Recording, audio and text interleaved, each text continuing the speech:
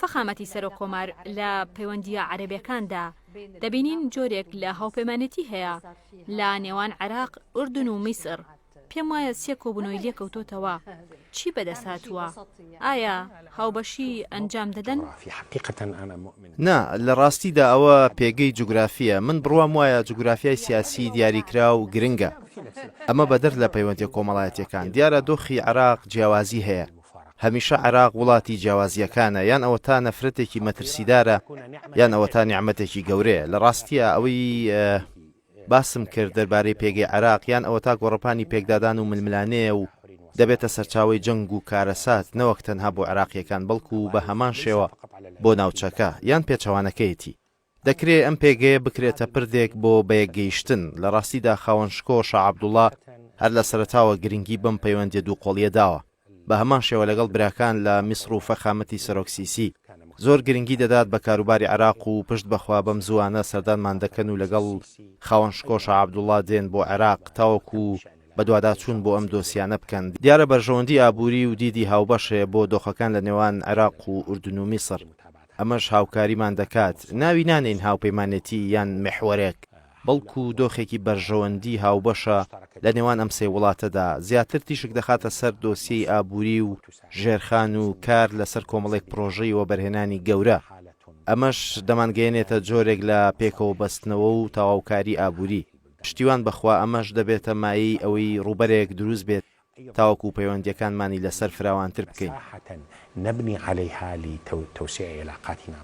کەی سەردانی عێراق دەکەن؟ بەم نزیکانە پشتیوان بەخوا. بە هەمان شێوە شانشینی سعودی هەیە، دۆخی ناوچەی عەرعەر.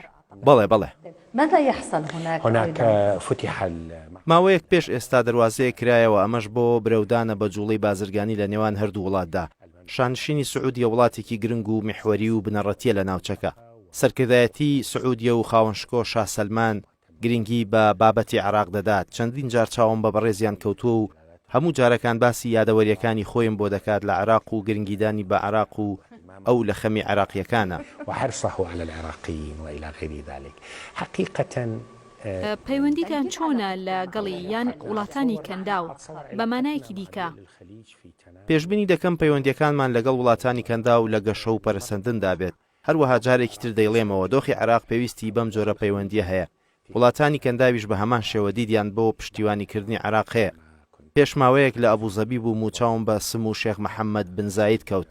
ئەو زۆر باسی لە چۆنیەتی هەستانەوەی ناوچەکە کرد لە ڕێگەی وەبەرهێنان و تەواوکاری ئابووریەوە، هەروەها ڕۆڵی عەرەبی بەلای عێراقەوە. ئەم قوڵایی عەرەبیە زۆر گرنگە و جارێکی تر پێ دەڵێمەوە عێراق بە پێگەکەیەوە و بەبێ هاوسەنگی لە پەیوەندیەکانیدا و خوێندنەوەیەکی ورد لە دۆخە جوگرافی و سیاسیەکەی سەرکەوتوو نابێت.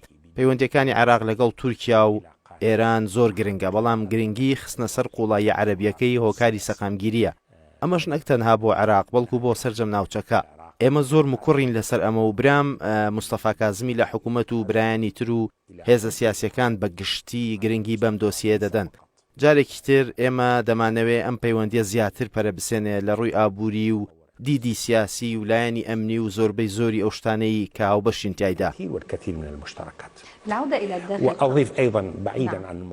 ئەمەوێ ئەوەش زیاد بکەم بە دوور لە دۆسی ئابووری و پرسە هاوبەشەکانی نێوانمان هاوبەشی پێویستە لە نێوان وڵاتان و گەلانی سەرجەم ناوچەکە. یەکبوونمان ئیرادەی یەکگرتومان لە ڕوبەڕووبوونەوەی توندڕەوی و تیرۆردا یەک بێت. کێ پێشبینی دەکات وەک ئەو پەندە کوردی کە دەڵێت ئەو مارەی لە گیرفانتدایە بەکاری دێنی بۆ تیرۆر و تۆقاندنی ئەوانی تر ئەو مارە ڕۆژێک بەخۆتەوە دەدات. ماری تیرۆر هەموانی وێران کرد. لەم چرکە سادەدا ناوچەکە پێویستی بە ڕێخستنەوە هەیە. دۆخێکی نوێی نێودەوڵەتی لە دوای کۆڤید لە ئارادایە. دۆخێکی کۆمەڵایەتی لە هەموو وڵاتاندا هەیە. بێکاری گەنجان کە کێشەیەکی ئەجگار گەورەیە. ئێمە باز لە چەند پێڕستێکی سیاسی دەکەین. ئەمە بۆ خەڵکی چیوە ناگەیەنێ، دیارە لە کۆتاییە هەلیکار گرنگە. لا تعني الناس كثيرا في النهاية فرص العمل. ئەمە بە هەمان شێوە مانای بۆ شەقامی عێراقی نییە؟ واتە شۆڕش ئەی شۆڕشی گەنجان گەیشتەکوێ. بەڵێ بەڵێ، ئەمە نەک بۆ عێراق بەڵکو بۆ زۆربەی وڵاتان. بەلای کەمەوە لە عێراق لەگەڵ هەموو ئەو گیر و گرفت و کارە ساتانەدا کە ڕوویان داوە، بەڵام گفتوگۆیەکی کراوەی ڕاستەقینە هەیە دەربارەی گرفتەکان و لە هەڵی چارەسەرکردنی. تۆ وەکو خۆت گفتوگۆیان لەگەڵ دەکەی؟ بەڵێ، گفتوگۆیان لەگەڵ دەکەم بەڵێ پەیوەندی بەردەوامم هەیە لەگەڵ زۆربەیاندا دیارە ئەمە دۆخی عراقی نوێیە شتێکی تر نییە ئەو ڕۆژە لە پێشوازیکردنی پاپادا ژمارەیەکی بەرچاو لە خۆپشاندەران لە سەرۆکایەتی کۆمار هەبوو من دەڵێم کاری لە پێشینەی گەورە لە وڵات و ناوچەکەدا هەیە دۆسیەی سووریا و کۆتایی هێنان بە میحنەتی سووریەکان هەیە مەلەفی ئەمنی و هەبوونی ڕێکخراوە تیرۆریستیەکانمان لە سووریا هەیە دۆسیەی سەربازگەی هۆڵمان هەیە ئەمڕۆ چاومان بە ژنە ڕزگاربووەکانی ئێزیدی کەوت عندنا ملف معسكر الهول والتقينا اليوم مع الناجين ئەمڕۆ ژنە ئێزیدەکانم بینی کە یاسایان بۆ دەرکراوە دوای قسەیان لەسەر دەکەین ئەمانە پرسی بنەڕەتین چۆن بتوانین ئەم کێشانە چارەسەر بکەین لە جیاتی خەرجکردنی ئەو هەموو پارەیە بۆ جەنگی بێسوود لە ناوچەکە نحن قبل ما نجي على هذا اللقاء يعني كان لي الشرف پێشەوەی بێم بۆ ئەم دیدارە شەرەفمەند بووم لە بەشداریکردن لە دیداری ژنە ئێزیدەکان لەگەڵت بووم جیاوازیەک ئەوەیە چاوپێکەوتنم لەگەڵ یەکێکیان کرد کە لە زیندانی داعش ئازاد کرابوو جەنابتان لە ڕۆژی ژناندا یاسایەکت بۆ ژنە ئێزیدەکان و ئەوانی تر ئیمزا کرد ئەو یاسایە چییە؟ هو ماذا هذا القانون؟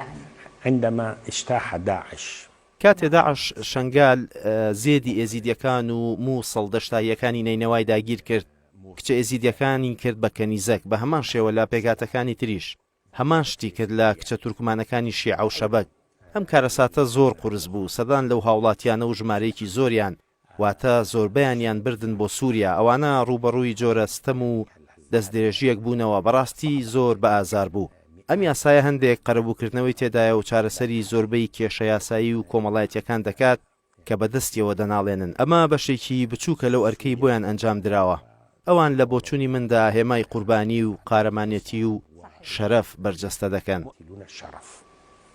فخامة الرئيس أنا وقت بدي أنهي هناك فەخامەتی سەرۆکۆمار لە تویتەردا داوام کرد پرسیارتان لێ بکەن هەندێک لەو پرسیارانە لەلایەن خەڵکەوە ئەوەیە کە خانمی یەکەم هاوژینت لەگەڵتدا پێشوازی لە قەداسەتی پاپا کرد بە جلی کوردیەوە نەوەک بە جلی عێراقیەوە ليس في زي العراقي بۆ جلی کوردیش هەر جلی عێراقیە نا بەوەی ئەو خانمی یەکەمی عێراقە چۆن ئەمە لێک دەدەیتەوە لا أتصور أن عموم العراقيين أبدا هي ئەو کوردە و شانازی بە کوردبوونی خۆیەوە دەکات منیش کوردم و شانازی بە کوردبوونمەوە دەکەم هەردووکمان سەر بەم نیشتیمانەین زۆربەی عێراقیەکانیش لەسەر ئەوە لۆمە ناکەن سألوك سؤال أيضا پرسیاریان لێ کردووی کەی ڕێکەوتنامەی ئاشتی لەگەڵ ئیسرائیل مۆر دەکەن العراق ملتزم بالدفاع عن حقوق الشعب عێراق پابەندە بە بەرگریکردن لە مافی تەواوەتی گەلی فەڵەستین ئاشتی لە ڕۆژهەڵاتی ناوەڕاستدا بەرقەرار نابێت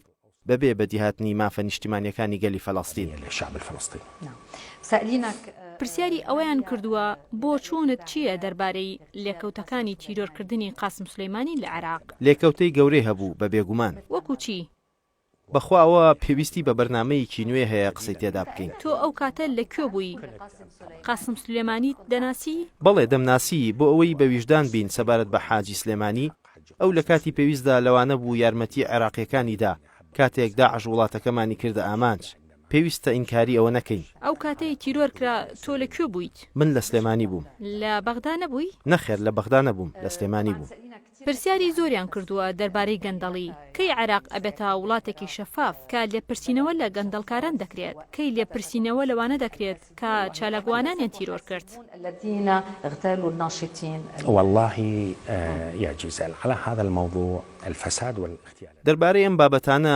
گەندەڵی و کوشتنی چالاکوانان گەندەڵی جارێکی تر دەیڵێم بەڵایەکی گەورەیە نامەوێت هیچ پاساوێکی بۆ بهێنمەوە و هیچ پاساوێک نییە بە بۆچوونی من ئەوە ڕوویەکی دیکەی تیرۆرە هەردووکیان پێکەوە بەستراون هەروە گوتم گەندەڵی ئابووری سیاسیە بۆ توندوتیژی توندوتیژی بەبێ گەندەڵی ڕوونادات گەندەڵیش بەبێ توندوتیژی نابێت بۆیە چارەسەری گەندەڵی و ڕوبەڕووبوونەوەی پێویستە ئێستا ڕێکار و گفتوگۆ و دادگا هەیە بەڵام ئەمانە لە بۆچوونی گشتی عراقیەکاندا ئەمانە بە گوێرەی پێویست نیە واتە بە گوێرەی قەبارەی ئێش و ئازارەکان و بە قەبارەی ئەو کارە ساتانە نییە کە عراقیەکان پێوەی دەناڵێنن شتی دووەم و هەروەگوتم ئێمە بەنیازی دانانی دەقێکی یاساین بۆ بە دوواداچوونی ئەو پارانەی تاڵان کراون و براونەتە دەرەوەی وڵات ئەمەش مەسلەیەکی گرنگە سەبارەت بە تیرۆرکردنی چالاکوانان ئەمە تاوانی قێزەون و مەترسیدارن ڕێکارە یاساییەکان تاوەکو ئێستا بەردەوامن پشتیوان بەخوا دەوڵەت دەتوانێت بە ئەرکی سەرشانی خۆی هەستێ زانیاری لەسەر هەندێکیان هەیە هەروەها پێشتر دەستگیرکردن و ڕێکاری یاسایی گیراوەتە بەر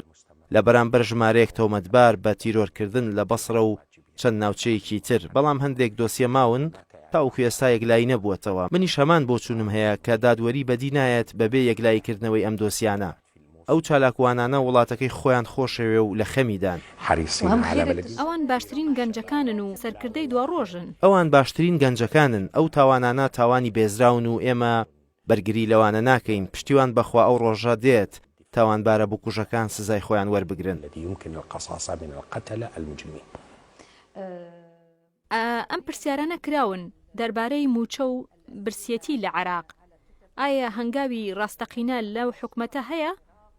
ئایا تۆ لەگەڵ سەرۆکی حکومەتی لا سياسة أبوريدا على وفاق مع رئيس الحكومة في السياسة الاقتصادية هناك ورقة اقتصاد برنامجی ئابووری هەیە لەلایەن حکومەتەوە گیراوەتە ئەستۆ و پەرلەمانی ڕەزامەندی لەسەرداوە وەزیری داراییمان دکتۆر عەلی عەلاویە هەروەها تیمێکی ئابووری پسپۆڕ کاریان لەسەر کردووە بۆ ڕێکاری چاکسازی پێویست بۆ پەیکەربەندی ئابووری عێراقی بودجە ئێستا لە پەرلەمانە هیوادارین دەنگی لەسەر بدرێت و پەسەند بکرێت ئەو پارانەی بۆ ئاوادانکردنەوە و ژمارێکی زۆر لە خزمەتگوزاری دانراوە خەرج دەکرێت دیارە عێراق بە دۆخێکی ئابووری خراپدا تێپەڕی بەهۆی دابەزینی نرخی نەوتەوە هەروەها بەهۆی فراوانی خەرجیەکانی حکومەتەوە و بەهۆی سیستمەکەەوە ئیسراحەتی خۆیان وەرگرت نا تەماشاکە قسەت بۆوەکەم سیستمی دیموکراتی و پەرلەمانی باشیەکانی زۆرن بەڵام لە هەمان کاتدا داواکاری و دامەزراندن بۆ دام و دەستگاکان وای کرد بربەستی دارایی دروست بکات و قەیرانی دارایی دروست بێت ئێستا بەهۆی بەرزبوونەوەی نرخی نەوتەوە دۆخەکە کەمێک ڕوو لە باشیە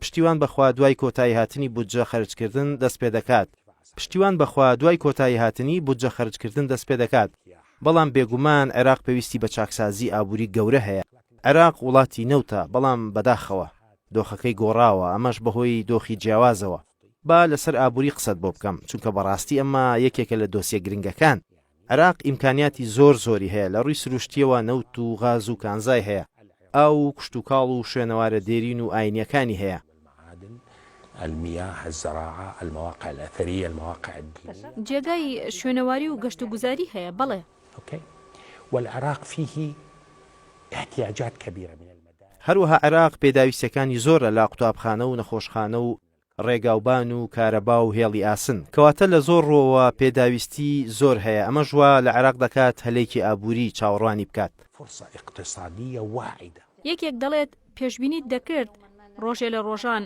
ڕەحمەت بۆ سەدام حسێن بنێرن لا أتصور الناس يترحمون من پێشبینی ناکەم خەڵک ڕەحمەت بنێرێ بۆ ئەو ماوە حکومڕانیە ئەو ماوەیە تاریکە لە مێژووی عێراقدا بڕۆ بە ناوچەی مەحاویل و بە چاوی خۆت گۆڕە بە کۆمەڵەکان ببینە بڕۆ بۆ هەڵەبجە بڕۆ بۆ ئەهوارەکان بڕۆ بۆ زیندانەکان ئەمەش مانایەوە نییە کە دۆخی ئێستا نمونەیە بە بێگومان کێشەی زۆرمان هەیە بەڵام دووپاتی دەکەمەوە عێراقیەکان شایانی زۆر لەوە باشتر بوون کە ئەمڕۆ تێیدان بەڵام ئەم پێوان و بەراوردکاریە لە جێگای خۆیدانیە فيهم اليوم لكن هذه المقايسة والمقارنة ليست في محلها دکتۆر بەرهەم ساڵح سەرۆک کۆماری عێراق سوپاس سوپاس خاتون